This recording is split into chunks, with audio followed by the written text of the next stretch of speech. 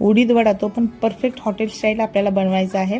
तर इथे मी डाळ भिजू घालून घेतलेली आहे। ते 4 तास डाळ स्वच्छ धुवून भिजू घातलेली आहे। त्याच्यात 2 चमचे आपल्याला इथे तांदूळ टाकलेले आहेत। ही डाळ आपल्याला छान मिक्सरमध्ये काढून घ्यायची आहे। डाळ काढताना पाण्याचा वापर थोडासा कमी करायचा आहे। बघा पाणी लागेल तर थोडं थोडं वापरून आपल्याला छान त्याची स्मूथ पेस्ट बनवायची आहे। एकदम बारीक झालं की आपल्याला असे सगळी डाळ आपल्याला काढून घ्यायची आहे। जर तुमची डाळ एखाद्या वेळेस काढताना पातळ जर झालं, पीठ जर पातळ झालं तर त्याच्यामध्ये थोडंसं तुम्ही रवा टाकू शकता। तर रवा टाकलं की आपल्या छान त्याला घट्टपणा आहे। तर बघा इथे चवीपुरतं मीठ टाकायचं आहे, लागेल तेवढं मीठ, थोडीशी जिरे आणि अद्रक टाकायचं आहे। ते पण खिसून टाकायचं आहे, ऑप्शनल आहे अद्रक। तर छान मस्त खिसून अद्रक टाकलेला आहे आणि आपल्याला व्यवस्थित ह्याला एका साईडने फेटून घ्यायचं आहे मस्त। जोपर्यंत आपलं पीठ परफेक्ट होत नाही तोपर्यंत आपल्याला याला फेटत राहायचं आहे। अगदी 5 ते 10 मिनिटाला लागतातच फेटायला। मग छान पीठ फेटलं की लगेच आपल्याला इथं सांबर करून घ्यायचं आहे।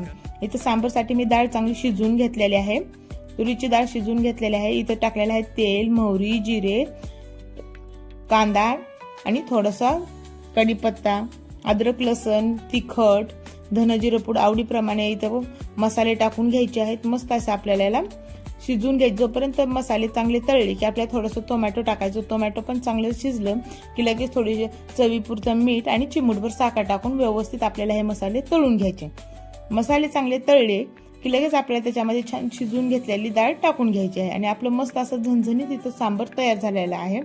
अगदी मस्त। गुळ पण टाकू शकता तुम्ही, थोडीशी कोथिंबीर टाकायची, सांबर तयार झालं। पीठ पण आपलं तयार झाले का नाही बघण्यासाठी बघा आपण काय करायचं, एका वाटीमध्ये पाणी घेऊन त्याच्यात तुम्ही जर पाणी घेतलं आणि थोडासा गोळा टाकून बघितला, जोपर्यंत तो गोळा असा चांगला तरंगला की आपलं पीठ परफेक्ट झालेलं आहे। इथे मिरची आणि कोथिंबीर टाकून घ्यायची आणि व्यवस्थित मिक्स करायचं। मिरची ऑप्शनल आहे।